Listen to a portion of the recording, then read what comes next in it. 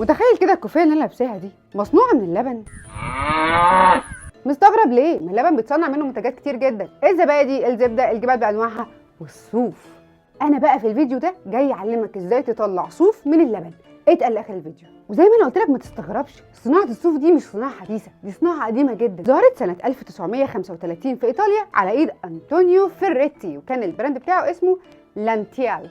بس اشمعنى اللبن؟ مع كده كده بناخد الصوف من الخرفان، ايه اللي خلاهم يقلبوا على الخرفان؟ في الوقت ده كان في حمله وطنيه في ايطاليا لتحقيق الاكتفاء الذاتي، يعني بالبلدي كده انا عندي مزرعه، طب ايه اكتر منتج بيطلع من المزرعه بغزاره؟ اللبن.